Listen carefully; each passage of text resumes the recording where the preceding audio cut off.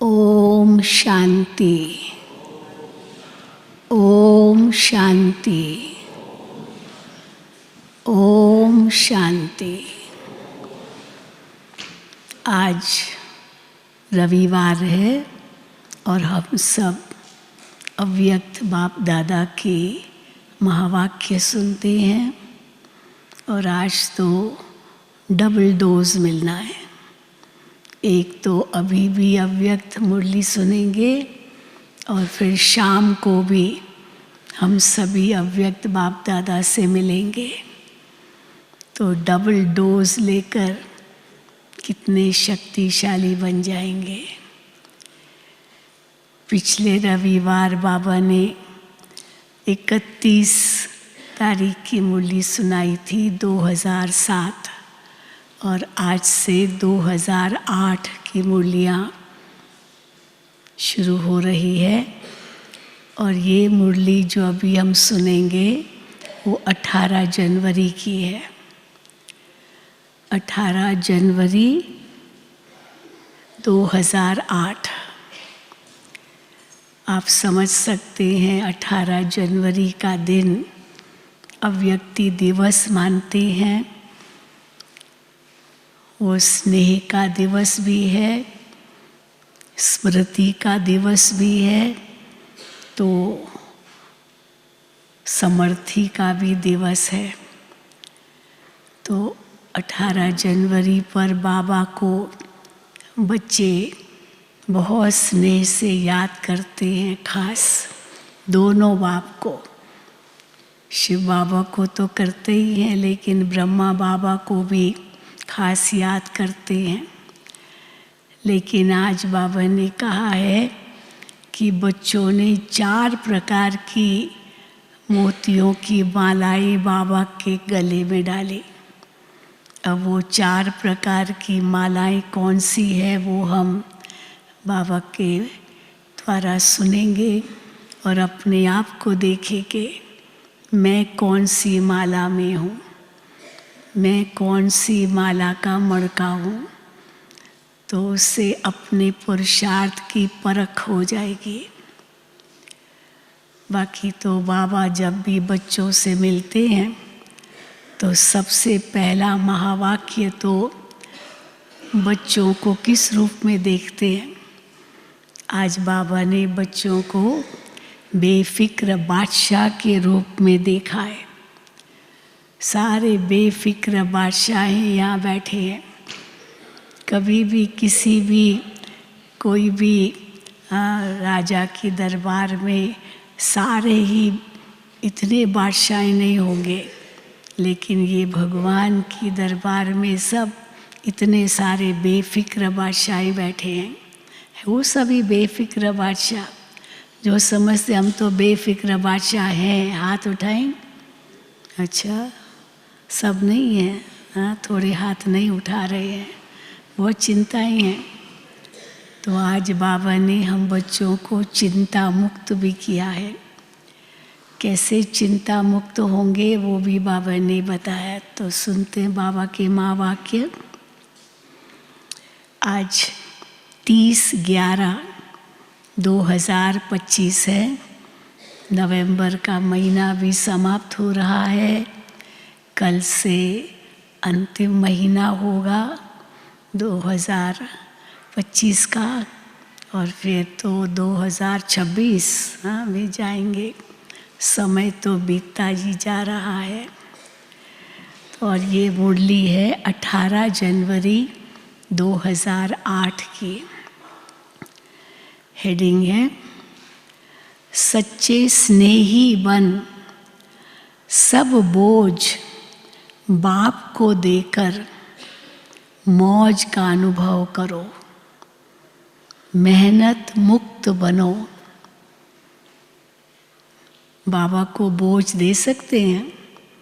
जो समझते हैं बहुत सहज है बाबा को साफ बोझ दे देना, वो हाथ उठाएं। अच्छा, सहज है, मुश्किल नहीं है। हाँ, मुश्किल है। देखो कई कहती हाँ मुश्किल है। सहज है या मुश्किल है? जो समझते हैं बहुत सहज है बाबा को सब बोझ देना। फिर से सोचना, सहज है। अब मुश्किल क्यों भासता है, कईयों को मुश्किल भासता है, कैसे बाबा को सब बोझ दे देंगे, इतना सारा ये सब ये गिनती करते रहते हैं, ये बोझ वो बोझ। तो आज बाबा ने कैसे बच्चों को बोझ मुक्त किया है, वो बाबा के महावाक्यों से सुनेंगे। तो सच्चे स्नेही बन, सब बोझ बाबा को देकर मौज का अनुभव करो, मेहनत मुक्त बनो। आज बाप दादा अपने चारों ओर के बेफिक्र बादशाहों के संगठन को देख रहे हैं। अब यही संगठन, ऐसा अनुभव हो, सब बेफिक्र बादशाह बैठे हैं। इतनी बड़ी बादशाहों की सभा सारे कल्प में इस संगम के समय ही होती है। स्वर्ग में भी इतनी बड़ी सभा बादशाहों की नहीं होगी, है ना। लेकिन अब बाप दादा सर्व बादशाहों की सभा को देख हर्षित हो रहे हैं। दूर वाले भी, भले बाबा के सामने नहीं है, वो दूर वाले भी दिल के नज़दीक दिखाई दे रहे हैं। वो भी सब बेफिक्र बादशाह है, देश विदेश में जहाँ भी बैठ बाबा की मुरली सुनते हैं। तो दूर वाले भी दिल के नज़दीक दिखाई दे रहे हैं। और आप सब, वो तो दिल के नज़दीक है क्योंकि स्थूल रूप से दूर है, परंतु दिल के नज़दीक है। और आप सब नैनों में समाये हुए हो। जो सम्मुख है वो नैनों में समाये हुए हैं, और जो दूर है वो दिल के समीप है।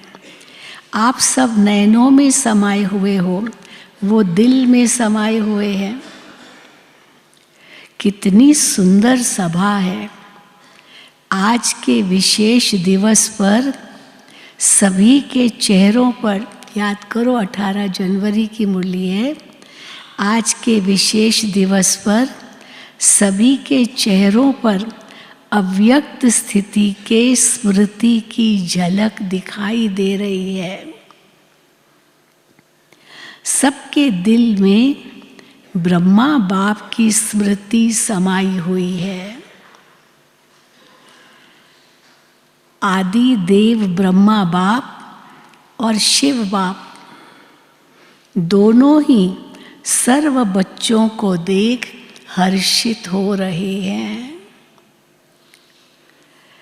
आज तो सवेरे 2 बजे से लेकर बाप दादा के गले में भिन्न भिन्न प्रकार की मालाएं पड़ी हुई थी। 2 बजे से मालाएं बाबा को गले में पहनाई। ये फूलों की मालाएं तो कॉमन है।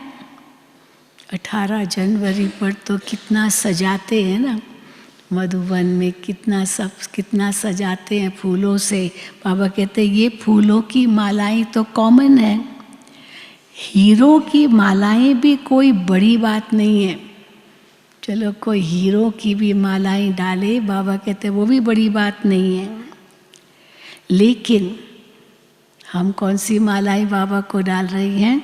लेकिन स्नेह के अमूल्य मोतियों की माला अति श्रेष्ठ है। हर एक बच्चे के दिल में आज के दिन स्नेह विशेष इमर्ज है ना। सब जल्दी जल्दी 2 बजे उठ जाते हैं, और हमने देखा कैसे तब तक तो जो हमारे श्रृंगार करने वाले भाई बहनें होते हैं, फूलों से श्रृंगार करते हैं, वो सारी रात जाग करके श्रृंगार करते हैं। और 2 बजे से बच्चे उठ जाते हैं, बाबा के कमरे में जाएंगे, झोपड़ी में जाएंगे, शांति स्तंभ पर जाएंगे, हिस्ट्री हॉल में आ जाते हैं। तो बाबा कहते हैं हर एक बच्चे के दिल में आज के दिन स्नेह विशेष इमर्ज है। तो बाप दादा के पास 4 प्रकार के भिन्न भिन्न मालाएं इमर्ज थी। अब गिनती करना, हाँ, मैं किस माला में हूँ। पहला नंबर श्रेष्ठ बच्चों की माला, जो बाप समान बनने के श्रेष्ठ पुरुषार्थी बच्चे हैं। मुझे बाप समान बनना है, बस एक ही लगन है। तो श्रेष्ठ पुरुषार्थी बच्चे हैं, ये उनकी है पहली माला। ऐसे बच्चे माला के रूप में बाप के गले में पिरोए हुए थे। पहली माला बड़ी होगी छोटी होगी? जो एकदम स्नेह में पिरोए हुए हैं। पहली माला सबसे छोटी थी, सबसे छोटी थी। दूसरी माला दिल के स्नेह समीप समान बनने के पुरुषार्थी बच्चों की माला थी। तो पहली माला थी जो बच्चे, हाँ, बाप के जो श्रेष्ठ पुरुषार्थी बच्चे, वो माला बाबा के गले में थी। और दूसरी माला दिल के स्नेह समीप समान बनने के पुरुषार्थी बच्चों की माला थी। पहले वाले तो सब, हाँ, जैसे बाप समान स्थिति में थे, और दूसरे स्नेह में समीप आने के पुरुषार्थी बच्चों की माला थी। वो श्रेष्ठ पुरुषार्थी, ये पुरुषार्थी। पहली माला वाले श्रेष्ठ पुरुषार्थी और दूसरी माला वाले पुरुषार्थी। तीसरी माला थी जो बड़ी थी, वो थी कौन सी? स्नेही भी, बाप की सेवा में साथी भी, लेकिन कभी तीव्र पुरुषार्थी और कभी कभी तूफानों का सामना ज़्यादा करने वाले। लेकिन चाहने वाले, संपन्न बनने की चाहना भी इच्छा रहती है। ऐसे थी तीसरी माला। और चौथी माला कौन सी होगी? तीसरी थी कभी स्नेही, फिर कभी, हाँ, पुरुषार्थी, और कभी, हाँ, कम पुरुषार्थी। लेकिन चाहने वाले, संपन्न बनने की चाहना भी अच्छी रहती है। ये तीसरी माला है। फिर चौथी माला थी उल्हने वालों की माला। उल्हे नहीं देते बाबा को, उल्हने सुबह सुबह से उल्हने, बाबा मैं लेट क्यों आया, बाबा मैंने आपको क्यों नहीं देखा, हाँ बाबा मैं क्या करूं, बाबा क्या करूं, जैसे उल्हना देना, अपनी बेबसी व्यक्त करना। तो बाबा कहते हैं चौथी माला थी उल्हने वालों की माला। भिन्न भिन्न प्रकार के बच्चों की अव्यक्त फरिश्ते फेस के रूप में मालाएं थी। चेहरा भी भिन्न भिन्न था चारों मालाओं में। बाप दादा भी भिन्न भिन्न मालाओं को देख खुश भी हो रहे थे और स्नेह और सकाश साथ साथ दे रहे थे। खुश भी हो रहे थे, बच्चे पुरुषार्थी तो हैं, तो स्नेह और सकाश साथ साथ दे रहे थे। अभी आप सब अपने आप को सोचो, मैं कौन सी माला में हूँ? श्रेष्ठ पुरुषार्थी, केवल पुरुषार्थी, या कभी पुरुषार्थी कभी नहीं, या कभी कभी वाले, या उल्हने देने वालों की माला? तो मैं कौन सा पुरुषार्थी हूँ?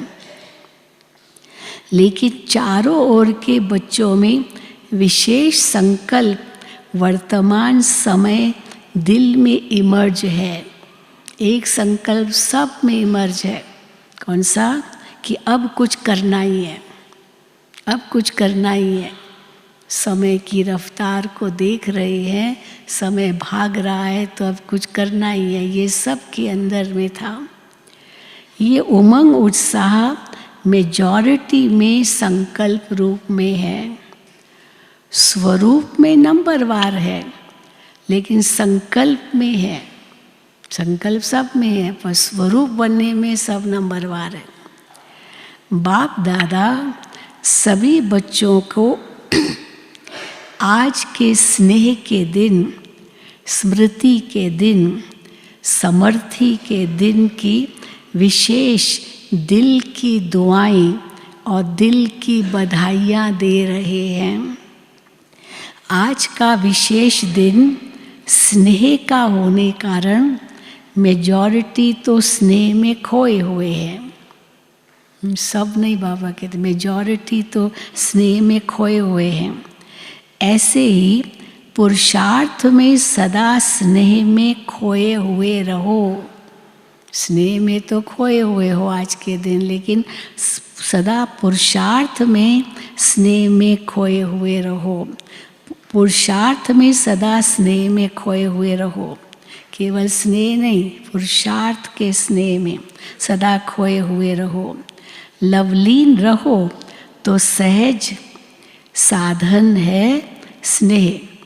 हाँ, लवलीन रहना है तो सहज साधन है स्नेह, दिल का स्नेह। दिल का स्नेह होगा तो लवलीन रहेंगे। बाप के परिचय की स्मृति सहित स्नेह, स्मृति भी जरूरी है। तो बाप के परिचय की स्मृति सहित स्नेह, बाप की प्राप्तियों के स्नेह संपन्न स्नेह, परिचय और प्राप्तियाँ। तो बाप की प्राप्तियों के स्नेह संपन्न स्नेह, स्नेह बहुत सहज साधन है।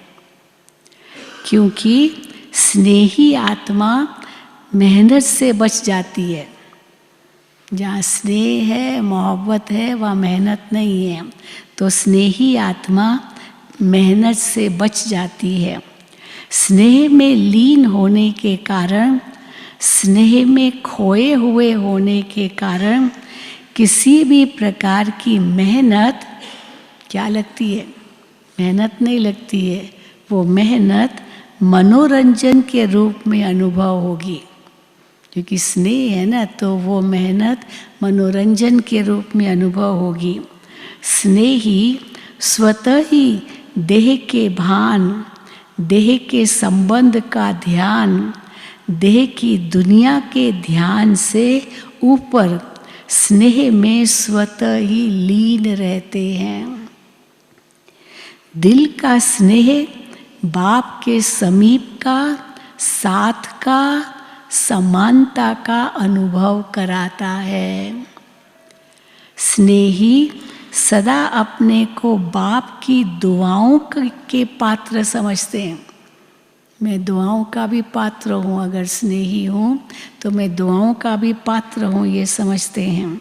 स्नेह असंभव को भी सहज संभव कर देता है। सदा अपने मस्तक पर, माथे पर बाप के सहयोग का, स्नेह का हाथ अनुभव करते हैं। निश्चय बुद्धि निश्चिंत रहते हैं। बाबा का हाथ मेरे सिर पर है, ये समझते हैं तो और निश्चिंत रहते हैं। आप सभी आदि स्थापना के बच्चों को आदि के समय का अनुभव है। जो दादियाँ थी, बाबा उनको कह रहे हैं, आप सभी आदि स्थापना के बच्चों को आदि के समय का अनुभव है। अभी भी सेवा के आदि निमित्त बच्चों को अनुभव है। भारत में आए, सेवाएं शुरू हुई और नए बच्चे पैदा हुए, तो वो जो बाबा के बच्चे हैं, अभी भी सेवा के आदि निमित्त बच्चों को अनुभव है। उनको भी अनुभव था कि आदि में सभी बच्चों को बाप मिला, उस स्मृति से स्नेह का नशा कितना था, है ना। बताते ना हमारे आदि रतन, वो तो बताते ही हैं, लेकिन जो सेवा के समय आदि में आए वो भी बताते कैसे हम सब विघ्नों को पार करके आए। अभी भी सेवा के आदि निमित्त बच्चों को अनुभव है कि आदि में सभी बच्चों को बाप मिला, उस स्मृति से स्नेह का नशा कितना था। नॉलेज तो पीछे मिली, लेकिन पहला नशा स्नेह में खोए हुए हैं। पहला नशा स्नेह में खोए हुए हैं। बाप स्नेह का सागर है तो मेजॉरिटी बच्चे आदि से स्नेह के सागर में खोए हुए हैं। पुरुषार्थ की रफ्तार में बहुत अच्छे स्पीड से चल रहे हैं। अभी तो वो आदि के जो सेवा के रतन थे वो भी धीरे धीरे एडवांस पार्टी में कितने गए हैं। लेकिन कई बच्चे स्नेह के सागर में खो जाते हैं। कोई सिर्फ क्या करते हैं, स्नेह के सागर में खोते नहीं हैं, पर क्या करते हैं, केवल डुबकी मार करके बाहर आ जाते हैं। डुबकी मारी और बाहर आ गए। इसलिए जितना खोए हुए बच्चों को मेहनत कम लगती है उतनी उन्हों को नहीं। कभी मेहनत कभी मोहब्बत दोनों में रहते हैं, लेकिन जो स्नेह में लवलीन रहते हैं वो सदा अपने को छत्र छाया के अंदर रहने का अनुभव करते हैं। दिल के स्नेही बच्चे मेहनत को भी मोहब्बत में बदल देते हैं। तो क्या चाहिए मेहनत को मोहब्बत में बदलने के लिए? दिल का स्नेह। उन्हों के आगे पहाड़ जैसी समस्या भी पहाड़ नहीं, लेकिन रुई समान अनुभव होती है। पत्थर भी पानी समान अनुभव होता है। तो जैसे आज विशेष स्नेह के वायुमंडल में रहे तो अनुभव किया कि मेहनत है या मनोरंजन हुआ। क्या अनुभव किया? मेहनत लगी या मनोरंजन अनुभव किया? आज तो स्नेह का सबको अनुभव हुआ ना। स्नेह में खोए हुए थे ना, खोए हुए थे सभी। याद करो 18 जनवरी का अनुभव, सब स्नेह में खोए हुए। आज मेहनत का अनुभव हुआ? किसी भी बात की मेहनत का अनुभव हुआ? क्या, क्यों, कैसे का संकल्प आया? स्नेह सब भुला देता है। तो बाप दादा कहते हैं कि बाप के इस स्नेह को भूलो नहीं। बाप के इस स्नेह को भूलो नहीं। भले और सब बातें भूल जाओ, पर बाप के स्नेह को भूलो नहीं। स्नेह का सागर मिला है, खूब लहराओ। जब भी कोई मेहनत का अनुभव हो ना, बाबा युक्ति बताते क्या करो, जब भी कोई मेहनत का अनुभव हो ना, क्योंकि माया बीच बीच में पेपर तो लेती है, लेकिन उस समय स्नेह के अनुभव को याद करो तो मेहनत मोहब्बत में बदल जाएगी। अनुभव करके देखो। बहुत मेहनत है, उस समय कोई बहुत बड़ा समस्या है, उस समय बाबा की याद में खो जाओ। वो मेहनत फिर उसके बाद करो वो काम, बहुत सहज लगेगा। तो बाबा कहते हैं तो मेहनत मोहब्बत में बदल जाएगी।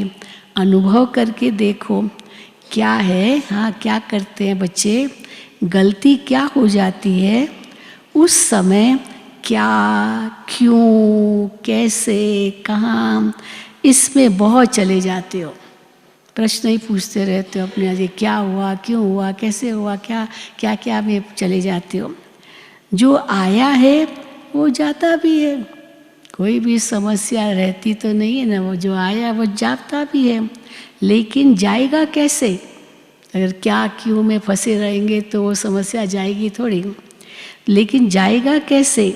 स्नेह को याद करने से मेहनत चली जाएगी, क्योंकि सभी को भिन्न भिन्न समय पर बाप दादा दोनों के स्नेह का अनुभव होता तो है ना।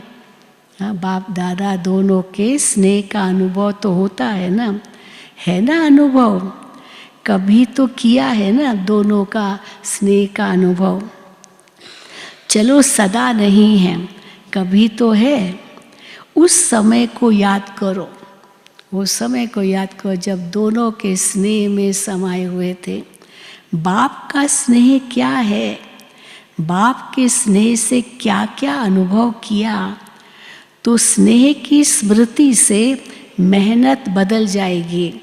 क्योंकि बाप दादा को किसी भी बच्चे की मेहनत की स्थिति अच्छी नहीं लगती है।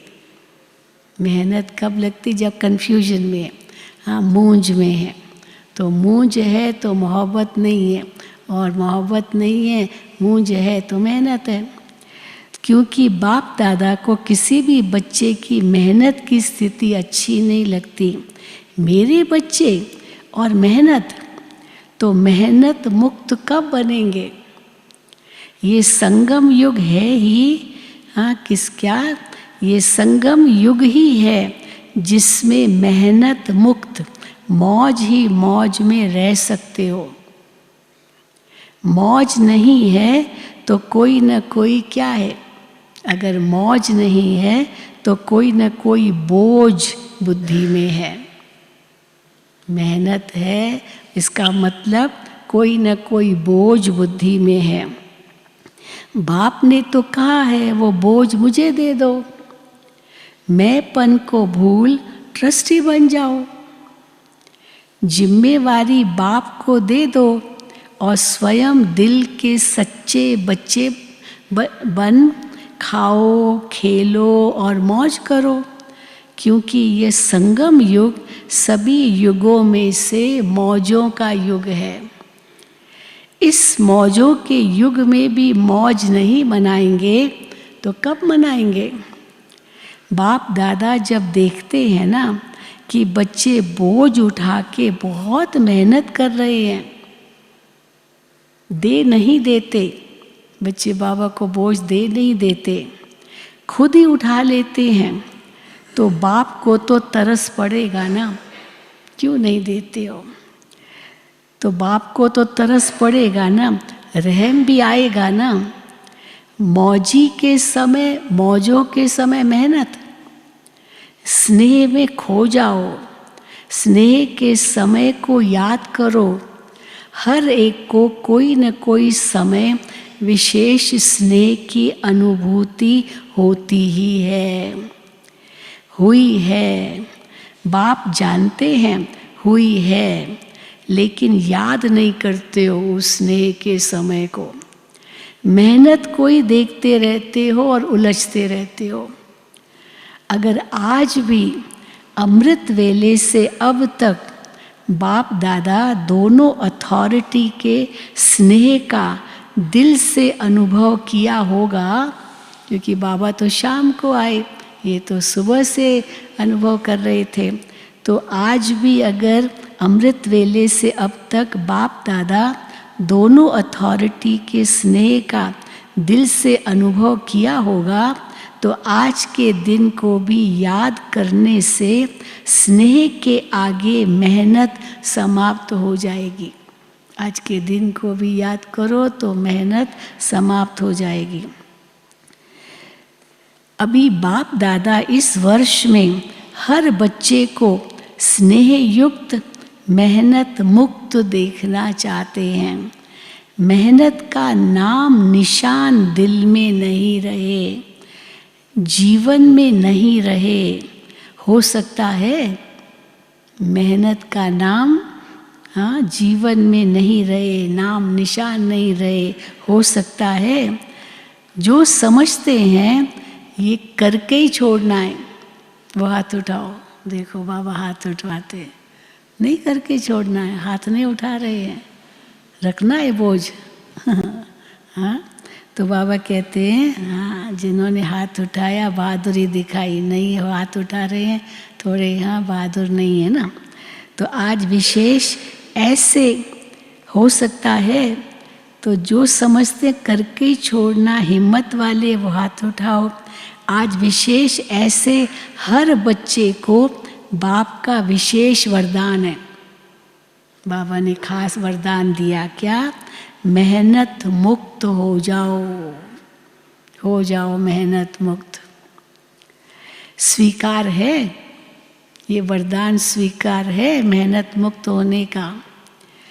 फिर कुछ हो जाए तो क्या करेंगे? क्या क्यों तो नहीं करेंगे ना।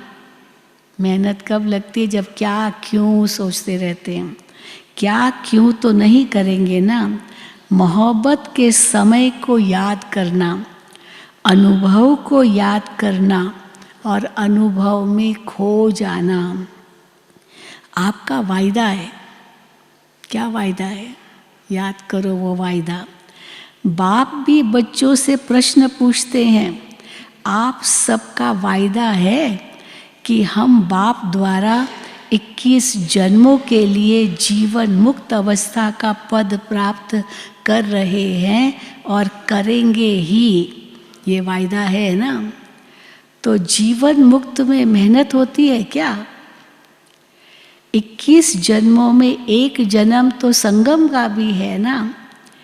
आपका वायदा है 21 जन्मों का, तो 20 जन्म का नहीं वायदा है, 21 जन्मों का वायदा है। तो अभी से मेहनत मुक्त अर्थात जीवन मुक्त बेफिक्र बादशाह, अभी से संस्कार आत्मा में 21 जन्म इमर्ज रहेंगे। अभी जो संस्कार भरेंगे वो 21 जन्म और 20 जन्म आगे के भरेंगे, वो रहेंगे। तो 21 जन्म का वर्षा लिया है ना या लेना है अभी? 21 जन्म का वर्षा लिया है ना या लेना है अभी? तो सब कहेंगे हाँ भाई लिया है। तो अटेंशन प्लीज़, अगर कोई ने अभी तक पूरा नहीं लिया 21 जन्मों का, इसमें ये जन्म भी है, तो अटेंशन प्लीज़।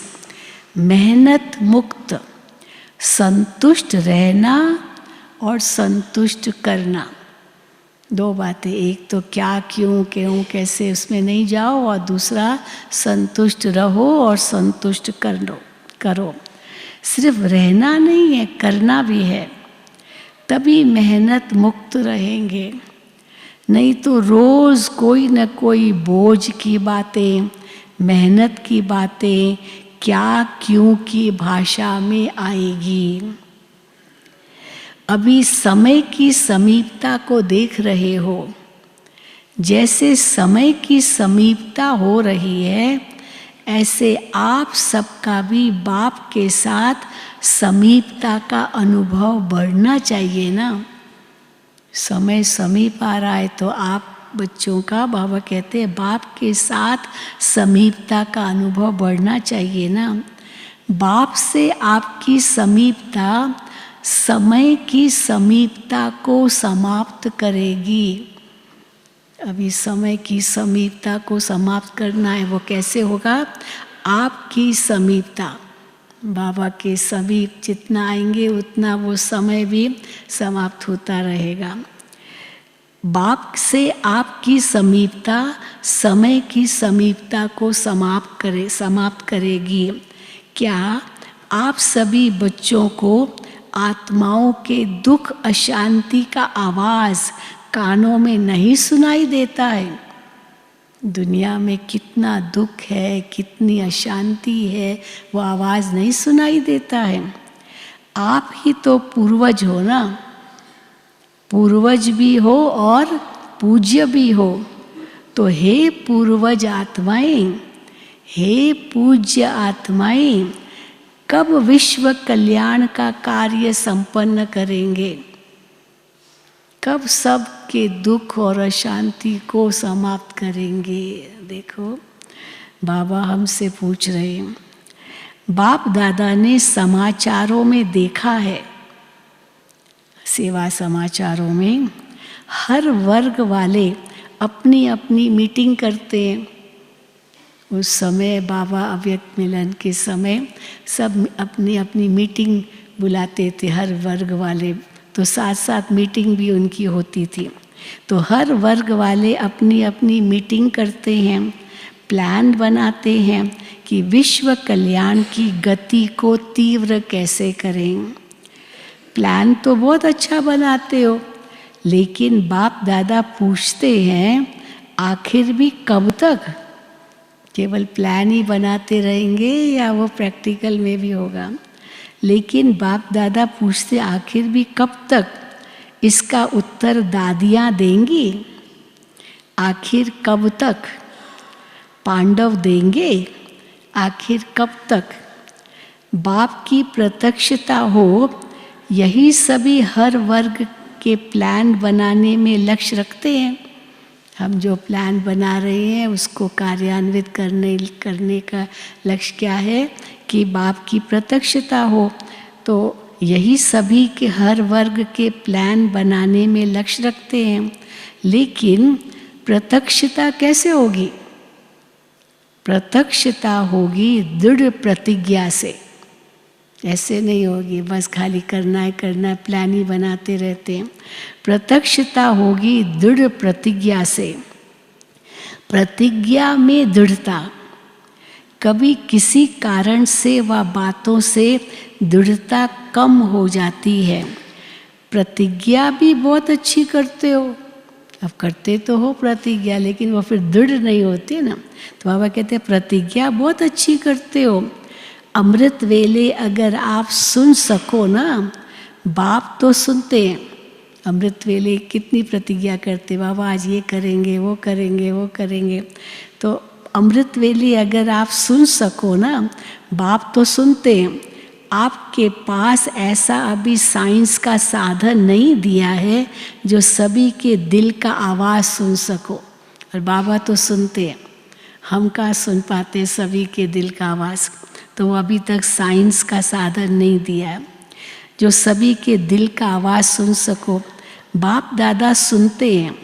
वायदों की मालाएं, संकल्प करने की बातें इतनी अच्छी अच्छी करते हैं, दिल खुश करने वाली होती है। वायदे करते हैं, प्रतिज्ञाएं करते हैं, तो अच्छी दिल खुश करने वाली होती है। जो बाप दादा कहते हैं, क्या कहते हैं बाप दादा? वाह बच्चे वाह, वाह बच्चे वाह, क्या प्रतिज्ञाएं करते हो। सुनाई क्या क्या करते हो, अब क्या क्या प्रतिज्ञाएं करते हो सुनाई। जब कर्म में आते हो ना, हाँ शुरू सवेरे तो बहुत खूब प्रतिज्ञाएं करते हो, फिर क्या होता है जब कर्म में आते हो ना, मुरली तक भी 75% ठीक होते हो। वो प्रतिज्ञाएं सब याद है जो अमृत वेले की, मुरली तक भी 75% ठीक होते हो। फिर लेकिन जब कर्म योग में आते हो तो उसमें फर्क आ जाता है, वो प्रतिज्ञाएं धीरे धीरे भूलते जाते हो। कुछ संस्कारवश, कुछ स्वभाववश और संस्कार सामना करते हैं। अब संस्कारवश हो गए, स्वभाववश हो गए, तो वो संस्कार स्वभाव सामना करते हैं। उसमें प्रतिज्ञा दृढ़ के बजाय साधारण हो जाती है, दृढ़ता की परसेंटेज कम हो जाती है। तो बाप दादा एक खेल बच्चों का देख मुस्कुराते हैं। अब बाबा तो मुस्कुराएंगे ही ना, और क्या करेंगे। बाप दादा एक खेल बच्चों का देख मुस्कुराते हैं। कौन सा खेल करते हो बताए, बाबा बताए कौन सा खेल करते हो। बाप दादा को तो खेल देखने में रहम आता है। हाँ बाबा मुस्कुराते हैं, परंतु अंदर में रहम आता है, मज़ा नहीं आता है। हाँ मुस्कुरा करके मज़ा नहीं आता है, रहम आता है।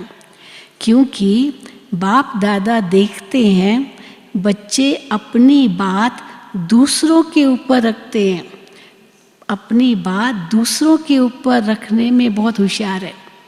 अब क्यों परसेंटेज डाउन हुई, क्यों वो खुशी ख़त्म हुई, क्यों वो जो अमृत वेले किया वो सब धीरे धीरे ढीला हो गया, तो फिर क्या दोष किसको देते? दूसरों को। उसने मेरे जीवन में ये किया, उसने मुझे ये किया, उसने मुझे ये किया।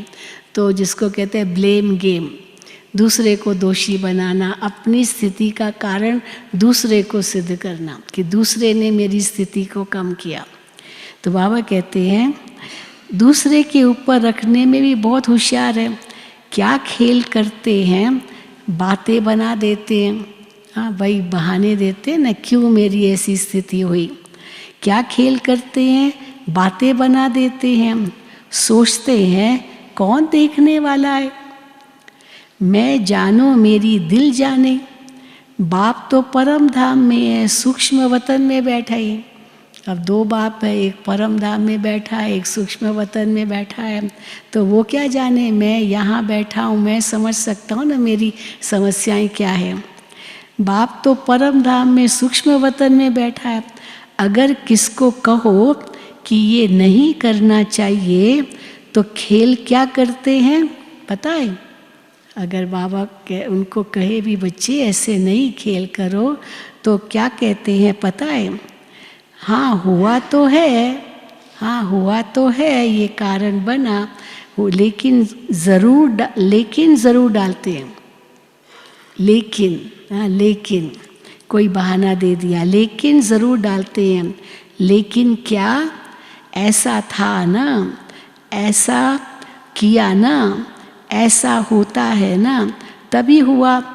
मैंने नहीं किया, ऐसे हुआ तभी हुआ। अभी इसने किया तभी किया, अब इसने किया तभी किया, ऐसा हुआ तभी हुआ। ऐसा था ना, ऐसा किया ना, ऐसे होता है ना, तभी हुआ। मैंने नहीं किया, ऐसे हुआ तभी।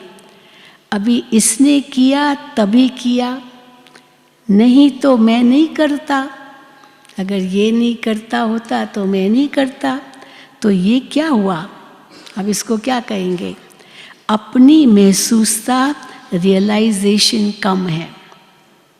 मेरी भी कोई कमज़ोरी है, मेरी भी कोई गलती है, ये नहीं देखते हैं, दूसरे की गलती निकालते हैं। तो ये क्या हुआ, अपनी महसूसता रियलाइजेशन कम है। अच्छा, मानो उसने ऐसा किया तभी आपने किया, चलो बहुत अच्छा, ठीक है। बाबा कहते चलो, उसके कारण आपकी स्थिति ऐसी डाउन हुई। अब पहला नंबर वो हुआ, दूसरा नंबर आप हुए, चलो ये भी ठीक है। बाप दादा ये भी मान लेते हैं कि वो पहले उसने गलती की, फिर तुमने गलती की, ये भी मान लेते हैं। आप पहला नंबर नहीं है गलती करने में, दूसरा नंबर है। लेकिन अगर आप सोचते हो कि पहला नंबर परिवर्तन करे तो मैं ठीक होऊंगा, ये ठीक है, वो पहले बदले तो मैं ठीक होऊंगा, ये ठीक है, यही समझते हो ना उस समय। मानो पहला नंबर परिवर्तन करता है। बाप दादा और सभी पहले नंबर वालों को कहते हैं आपकी गलती है, आपको परिवर्तन करना है, ठीक है। जिसने गलती की वो पहला नंबर, उसने गलती की, ठीक है। अच्छा, अगर पहले नंबर वाले ने परिवर्तन किया तो पहला नंबर किसको मिलेगा। हम कहेंगे भाई उसको पहले बदलना चाहिए, उसको पहले बदलना चाहिए, और वो सचमुच बदल गया। तो पहला नंबर किसका हुआ, जो बदल गया। अच्छा, तो पहला नंबर किसको मिलेगा, आपका तो पहला नंबर नहीं होगा, क्योंकि आप तो बदले नहीं और वो बदल गया पहला नंबर वाला। परिवर्तन शक्ति में आपका पहला नंबर नहीं होगा। पहला नंबर आपने उसको दिया, तो आपका कौन सा नंबर हुआ, दूसरा नंबर हुआ ना। अगर आपको कहें दूसरा नंबर है तो मंजूर करेंगे कि आपका दूसरा नंबर है, मंजूर करेंगे, कहेंगे नहीं, ऐसा था, वैसा था, कैसे था। ये भाषा बहुत खेल में आती है। ऐसे वैसे कैसे, ऐसे वैसे कैसे, ये खेल बंद करके क्या सोचो, मुझे परिवर्तन होना है। क्या सोचो, मुझे परिवर्तन होना है। मैं परिवर्तन होके दूसरों को परिवर्तन करूं। लेकिन अगर दूसरे को परिवर्तन नहीं कर सकते हो तो फिर क्या करो, चलो मैंने परिवर्तन कर लिया, पर दूसरा फिर भी ऐसे का ऐसा ही है, वो बदला नहीं। तो चलो मैं पहला नंबर आ गया, परिवर्तन किया मैंने, पर वो तो अभी तक नहीं बदला है, तो फिर क्या करो? तो फिर शुभ भावना, शुभ कामना तो रख सकते हो ना, कि ज़रूर बदलेगा, एक दिन ज़रूर बदलेगा, मैं बदल जाऊं। तो शुभ भावना, शुभ कामना तो रख सकते हो ना, वो तो आपकी अपनी चीज़ है। शुभ भावना, शुभ कामना रखना ये आपकी अपनी चीज़ है ना। तो हे अर्जुन, मुझे बनना है। भगवान मुझे कह रहे हैं कि तुम बदलो, दूसरा बदले वो नहीं सोचो, मुझे बदलना है। तो हे अर्जुन, मुझे बनना है। पहला विश्व की राजधानी लक्ष्मी नारायण के समीप आपको आना है या दूसरे नंबर वाले को आना है? तो बाप दादा की इस वर्ष की यही आश है कि सभी ब्राह्मण आत्माएं, ब्रह्मा कुमार, ब्रह्मा कुमारी, जैसे यहाँ ये बैज लगाते हो ना, बाबा कहते छाती पर बैज लगाते हो, दिल पर बैज लगाते हो, जैसे ये बैज लगाते हो, सभी लगाते हैं ना, यहाँ भी आते हैं तो आपको बैज मिलता है ना, आते हैं तो बाबा मिलन का बैज मिलता है, तो आपको बैज मिलता है ना, चाहे कागज़ का, चाहे सोने का, चाहे चांदी का मिलता है ना। टीचर्स बहनों को खास वो उनको बैज मिलता है, मनी बहन देती है, जिसका किसको चांदी का, किसको सोने का, और जो कागज़ वाला बैज है वो तो सबको मिलता ही है। तो चाहे कागज़ का, चाहे सोने का, चाहे चांदी का, तो जैसे यहाँ बैज लगाते हो वैसे दिल में, मन में ये बैज लगाओ। कौन सा बैज लगाओ? मुझे परिवर्तन होना है, मुझे परिवर्तन होना है, मुझे निमित्त बनना है। ये बदले, ये बात बदले, ये व्यक्ति बदले, ये सरकमस्टांस बदले, हाँ, पर ये परिस्थिति बदले ये नहीं। क्या सोचो? मुझे बदलना है। बातें तो आएंगी, आप ऊंचे जा रहे हो, ऊंचे स्थान पर समस्याएं भी तो ऊंची आती है ना। बड़ा होना कहते ना, बड़ा दुख पाना, छोटों के दुख दूर। जो अपने आप को छोटा समझते उनको क्या परीक्षाएं आएगी, पर जितने बड़े होते हैं, आगे जाते हैं, तो समस्याएं ज़्यादा आती हैं। तो बातें तो आएंगी, आप ऊंच जा रहे हो, ऊंचे स्थान पर समस्याएं भी तो ऊंची आती है ना। लेकिन जैसे आज नंबरवार यथाशक्ति स्नेह की स्मृति का वायुमंडल था, ऐसे अपने मन में सदा स्नेह में लवलीन रहने का वायुमंडल सदा इमर्ज रखो। सदा, हाँ बाबा सदा को अंडरलाइन करते। बाप दादा के पास समाचार बहुत अच्छे अच्छे आते हैं, संकल्प तक तो बहुत अच्छे हैं, वो समाचार भी आते हैं जो बाबा बच्चों के संकल्प है वही बाबा को पहुंचते हैं, तो संकल्प तक तो बहुत अच्छे हैं। स्वरूप में आने में यथाशक्ति हो जाते हैं। अभी या फिर बाबा अभी ड्रिल करा रहे हैं, यथाशक्ति न हो, सब शक्तिशाली बने। अभी 2 मिनट के लिए सभी परमात्म स्नेह संगम युग के आत्मिक मौज की स्थिति में स्थित हो जाओ। चलो 1 सेकेंड, संगम युग की मौज की स्थिति में स्थित हो जाओ। फिर बाबा ने ड्रिल कराई। अच्छा, यही अनुभव हर दिन बार बार समय प्रति समय अनुभव करते रहना, स्नेह को नहीं छोड़ना, स्नेह में खो जाना सीखो। अब स्नेह में कैसे खो जाएं, यहाँ ये भी एक टॉपिक तो है।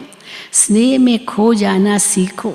अच्छा, चारों ओर के योग युक्त, युक्ति युक्त, राज युक्त, खुद भी राज को जान सदा राजी करने वाले और राजी रहने वाले। सिर्फ स्वयं राजी नहीं रहना है, राजी करना भी है।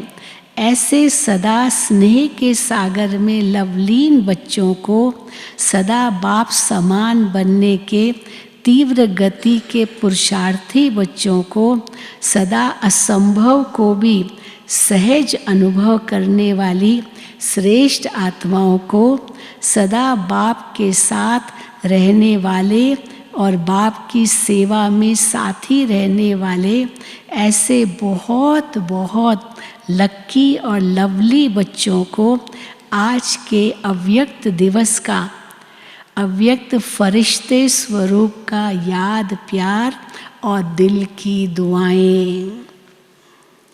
रूहानी बच्चों की, रूहानी बाप दादा को याद, प्यार, गुड मॉर्निंग और नमस्ते। अच्छा, वरदान। याद के जादू मंत्र द्वारा, याद का जादू मंत्र है, याद के जादू मंत्र द्वारा सर्व सिद्धियां प्राप्त करने वाले सिद्धि स्वरूप भव। बाप की याद ही जादू का मंत्र है। इस जादू के मंत्र द्वारा जो सिद्धि चाहो वो प्राप्त कर सकते हो।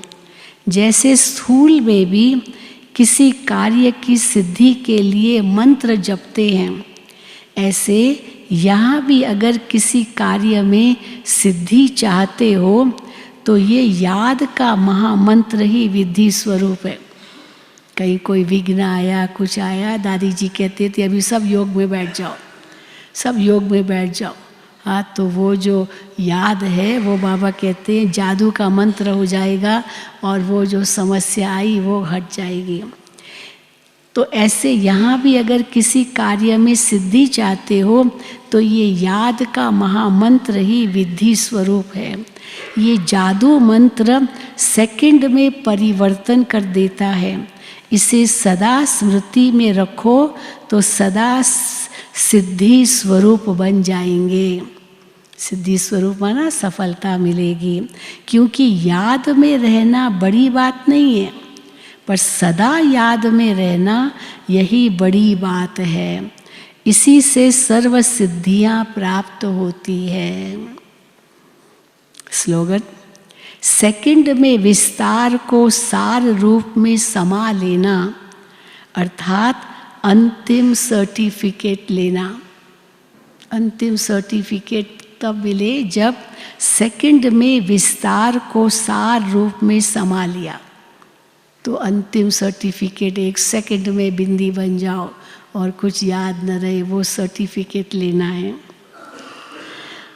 ये अव्यक्त इशारे अशरीरी व विदेही स्थिति का अभ्यास बढ़ाव के अंतर्गत, जैसे कोई शरीर के वस्त्र सहज उतार सकते हो, ऐसे ये शरीर रूपी वस्त्र भी सहज उतार सको और सहज ही समय पर धारण कर सको। इसका अभ्यास चाहिए। शरीर से परे हुए फिर शरीर में आए, शरीर से परे हुए शरीर में आए। बाबा कहते इसका अभ्यास चाहिए। अगर वस्त्र तंग व टाइट है तो सहज उतार नहीं सकते। ऐसे ये देह रूपी वस्त्र भी किसी संस्कार में चिपका हुआ तंग व टाइट न हो, इसके लिए क्या करो, सभी बातों में इजी रहो, हर बात में इजी रहो, सहज रहो। यदि इजी रहेंगे तो सभी कार्य इजी होंगे, सब सहज होंगे। जितना पुराने संस्कारों से न्यारा रहेंगे उतना अवस्था भी न्यारी अर्थात विदेही सहज बन जाएंगे। अच्छा, ओम शांति, ओम शांति, ओम शांति।